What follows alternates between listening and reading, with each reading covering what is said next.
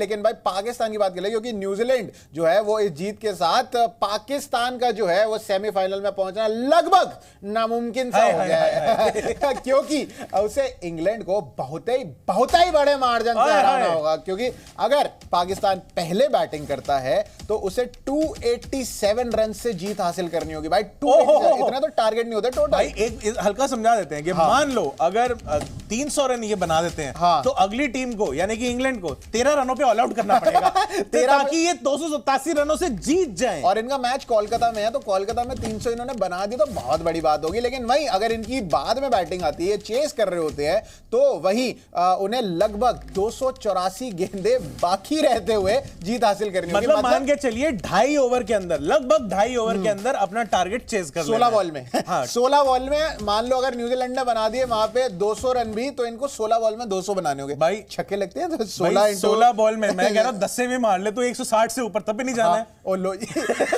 10 से पे भी नहीं हो पाएगा यार। ये तो मैं वही कह रहा हूं कि वर्चुअली जिस तरीके से ये जो सर्कमस्टेंसेस बने हैं, जिस तरीके के ये जो चांसेस बने, सिनेरियो बने हैं, पाकिस्तान इस टाइम पे बेहतर यही रहेगा कि अपने वीजा वगैरह के फॉर्मेलिटीज पूरे करना शुरू करे। मैच का तो क्या है, खेले ना खेले एक बराबर रिजल्ट है। कुदरत का निजाम अभी तक इनको हेल्प करता हुआ आ रहा था, अभी तक इनके हिसाब से सारे रिजल्ट्स चल रहे थे, लेकिन कुदरत भी लाइक अबे कुछ तो अपने दम पे कर लो बे, हम क्या कर लेंगे अकेले, क्या गुंडा बनेगा रे तू कुदरत भी कह रहा है। लेकिन भाई न्यूजीलैंड और पाकिस्तान के साथ साथ अभी भी अफगानिस्तान जो है वो सेमीफाइनल की रेस में बना हुआ है। चाहे उनका नेट रेट कम हो काफी, लेकिन ऑस्ट्रेलिया के खिलाफ मैक्सवेल को जो भाई ऐतिहासिक पारी जो उन्होंने खेली, और उसके बाद अफगानिस्तान के जो चांस है वो एक बार समझ लेते हैं, थोड़े बहुत चांस है। हार गए, अगर वो मैच वो जो जीता जिताया था ना, अगर वो जीत जाते वहां से बड़ा आसान हो जाता है इन लोग के लिए। क्योंकि भाई 8 पॉइंट जो है वो उसके साथ पाकिस्तान अभी भी सेमीफाइनल की दौर में बना हुआ है, लेकिन 10 नवंबर को साउथ अफ्रीका के खिलाफ अफगानिस्तान का जो है वो मैच है। तो सेमीफाइनल में पहुंचने के लिए अपने आखिरी मैच में अफगानिस्तान को उलटफेर करना होगा, अपसेट। साउथ अफ्रीका के खिलाफ जो है अफगानिस्तान को बड़ी जीत हासिल करनी बहुत जरूरी है, क्योंकि अफगानिस्तान को अपना नेट रन रेट जो है वो न्यूजीलैंड से ऊपर करना होगा। और प्रदर्शन और फॉर्म के लिहाज से फिलहाल तो देखें तो साउथ अफ्रीका जो है वो मैच में फेवरेट है भाई, उनसे तो काफी आगे नजर आ रही है। और जिस हिसाब से मैक्सवेल ने जो हौसले तोड़े हैं ना भाई अफगानिस्तान वाले, देखो वही बात है कि मैक्सवेल ने जो हालत करी है, उस टाइम पे जीता हुआ मैच था, लग रहा था अफगानिस्तान जीत जाएगा, लेकिन उसके बाद जब अफगानिस्तान हारा ना, मैंने अपने आसपास सारे लोगों को देखा, बिल्कुल उनकी वो हालत हो गई थी जैसे इंडिया मैच हार गया हो। लोगों को अफगानिस्तान से इतनी उम्मीद है, लेकिन अफगानिस्तान अगर यहां से बाहर भी हो जाते हैं तो बिल्कुल भी उसे बुरा मानने की जरूरत नहीं है, बिल्कुल निराश नहीं होना है, क्योंकि वो जब इस टूर्नामेंट में आई थी तब एक छोटी टीम का टैग लेकर आई थी, लेकिन जब इस टूर्नामेंट से निकल रही है तो एक बड़ी टीम का जो टैग है अपने साथ लेकर निकल रही है। जायंट किलर कह लो, या फिर एक ऐसी टीम जो आने वाले सालों में किसी भी बड़ी टीम के साथ टक्कर ले सकती है, कंधे से कंधा मिलाकर चल सकती है और कभी भी किसी मैच में हरा सकती है। मैक्सवेल के वो कैच ना छोड़े होते तो फिर तो काम हो गया भाई। वो मुजीबुर रहमान के भाई बहुत टाइम तक अफगानिस्तान, लेकिन अभी ये मान के चल सकते हैं कि अफगानिस्तान और पाकिस्तान दोनों के चांसेस जो हैं यहां से लगभग खत्म हो गए हैं, लेकिन इसी की शायद जो है अंदर थोड़ी थोड़ी वो मिर्चें जो हैं वो इधर उधर लग जाती है। पाकिस्तान में बॉर्डर पार में भी बहुत सी मिर्चें लग रही हैं। आपको बता देते हैं ऐसी चीज, पाकिस्तान के खिलाफ अक्सर शानदार पारियां खेलने वाले पाकिस्तानियों की कोहली से चिढ़ तो भैया होनी ही है, लाजमी है, लेकिन कुछ पाकिस्तानी ऐसे भी हैं जो कोहली के खिलाफ बयान देकर आजकल पूरी दुनिया में अपनी खिल्ली उड़वा रहे हैं। कई ऐसे जी, इसमें आजकल सबसे ऊपर जिस खिलाड़ी का नाम चल रहा है वो है पाकिस्तान के पूर्व cricketer the professor Mohammad Hafeez.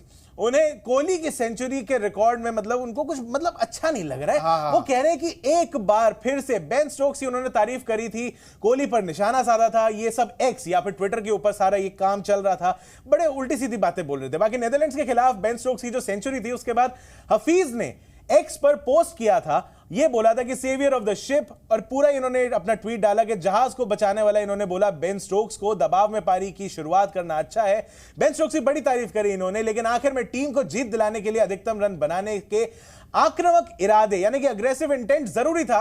Selfish versus selfless, इस चीज को समझने के लिए ये एक एग्जाम्पल था।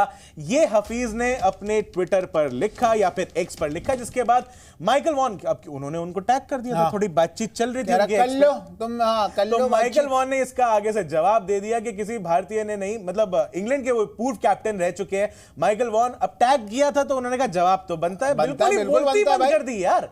पहले माइकल वॉन ने एक्स पर लिखा देखा था कि स्टोक्स की जो पारी थी, मतलब स्टोक्स की उन्होंने प्यार से ऐसे कहा था कि स्टोक्स की जो इनिंग्स थी सेंचुरी वाली, वो बहुत बढ़िया थी, बहुत शानदार थी, बिल्कुल वैसे जैसे विराट कोहली ने कोलकाता में एक बढ़िया जो अपनी इनिंग्स थी वो खेली थी। वहां पे डिफिकल्ट ऑपोजिशन था, वहां पर डिफिकल्ट पिच थी, डिफिकल्ट कंडीशंस थे। और स्टोक्स, और लेकिन यही स्टोक्स पर नहीं रुके, मतलब स्टोक्स ने एक्स पर जो है उसके बारे में और भी बात हुई थी कि उसमें एक तस्वीर उन्होंने वहां पे जो है पोस्ट कर दी थी जिसमें विराट कोहली, माइकल वॉन ने इसके बाद ना और मजे लेते हुए एक अपना पोस्ट और डाल दिया, और वहां पर उन्होंने पोस्ट डाला जहां पर 2012 की आदत ताजा करते हुए वहां पे मोहम्मद हफीज थे, बोल्ड हुए थे। यकीन मानिए बोल्ड किसने करा था? नहीं, मैं नहीं मानता। नहीं बताओ नहीं, अरे किसने करा था? अरे विराट कोहली ने। मोहम्मद हफीज ने कहा कि भाई मुझे लगता है, मोहम्मद हफीज को बोला, मोहम्मद हफीज भाई मुझे लगता है कि विराट कोहली ने आपको बोल्ड किया था। क्या यही कारण है कि आप लगातार उन पर टारगेट करते रहते हैं? तो भाई अरे मुझे तो लग रहा है इंटरनेट पे मीम आता है ना, वैसे वो कह रहे जली ना तेरी भी जली ना। तो भाई ये इन्होंने कहा कि भाई वैसे विराट कोहली जो है वो बहुत बढ़िया बॉलर है और आपको जो बोल्ड करा है उन्होंने, तो इस वजह से आपको भाई उनको मिर्ची लग गई है। तो ये मिर्चें लगी हैं उन्हें, और इसकी शुरुआत भी आपको बताता हूं कैसे हुई कि हफीज ने अचानक से स्ट्रोक्स की तारीफ करते हुए माइकल वॉन को टैग क्यों कर दिया था एक्स पे। मोहम्मद हफीज ने अपने पाकिस्तान में किसी चैनल पे अपना ये बयान दिया था कि विराट कोहली की इनिंग्स जो है वो बड़ी सेल्फिश टाइप की चल रही है। अच्छा, अपने रिकॉर्ड्स के लिए वो खेल रहे थे। जब उनका ये क्लिप वायरल हुआ वहां पे, तो ये क्लिप हाथ लगा मोहम्मद वॉन, माइकल उनके वॉन के हाथ पे लगा, और उसके बाद जो हुआ वो ये हुआ कि उन्होंने कहा दिस इज अटर नॉनसेंस। भाई साफ नॉनसेंस बोलते, जेठालाल यादव नॉनसेंस बिल्कुल वो किया। और उन्होंने इसीलिए अब उनको लगा हफीज को कि भैया अब जो है ना मैं स्टोक्स की तारीफ करते हुए कि भैया मैं इंग्लैंड के प्लेयर की तारीफ करूंगा तो थोड़ा हल्के हाथ रख देंगे। सिटीजनशिप चाहिए क्या उनको भी? पता नहीं भाई, मेरे को ऐसे कुछ नहीं पता है। आमिर कह रहे हैं आमिर को तो मिल गई है, मेरे को भी लगता है वहां जाना पड़ेगा, तो कुछ करना पड़ेगा। उनको लगा था इंग्लैंड के प्लेयर की तारीफ कर देंगे, थोड़ा सा मतलब हल्का हाथ रख देंगे। नहीं क्या बेटे टैग करा ना, अब तू जवाब ले, अब ले यही हुआ भाई वहां पे। लेकिन अगर क्या आपको लग रहा है कि पाकिस्तान जो है वो 284 बॉलें बची हुई में ये टारगेट चेस कर लिए? मुझे लग रहा है इसके लिए to have some external help. हाँ भाई, थिंकिंग हेड जो है ना मुझे लग रहा है लगा के सोचना पड़ेगा। पर भाई मेरे को बहुत जोर से कह रही है कि भाई 287 रन से पाकिस्तान हरा दे इंग्लैंड को। मैं नहीं मानती भाई, मेरी वाली कैप ने तो मना कर दिया। अच्छा तू नहीं मानती? नहीं मानती? मेरी वाली कैप ने मना कर दिया यार इन्होंने बिल्कुल ही। अरे कैप के साथ क्या क्या चेंज कर लिया तुमने? है तुम नहीं मानती? नहीं मेरी कैप नहीं मानती यार, ऐसे बोल रही है ये हमें। भाई लेकिन वही बात है कि अभी हमारा जो है हमने इतनी सारी बातें कर ली हैं, शो पे हमारा जो है आज का मामला यहीं पे समाप्त हम कर सकते हैं। आज की क्रिकेट शो पर इतना ही, बिल्कुल वैसे ही जैसे पाकिस्तान का वर्ल्ड कप में हो चुका है उनका भी इतना ही था, वो भी जाते जाते ही कर जाएंगे। इस बार के वर्ल्ड कप में हमारा इतना ही था भाई। अपना इतना पैसा में इतना ही मिलेगा, तो पैसा भी नहीं मिल रहा। सैलरियां रुकी हुई है, दुखती रग पे हाथ रख दुखती रग हो गई। सॉरी, बिरयानियां खाए खाए फिर रहे बेचारे, गुर्बत में देखो बिरयानियां खा रहे हैं। मुफलिसी ऐसी किसी को ना मिले। मुफलिस साहब दिवाली के टाइम पे मुफलिस याद आ रहा है। चलो जी आगे बढ़ते। तो चलिए यार आज का क्रिकेट शो में बस इतना ही।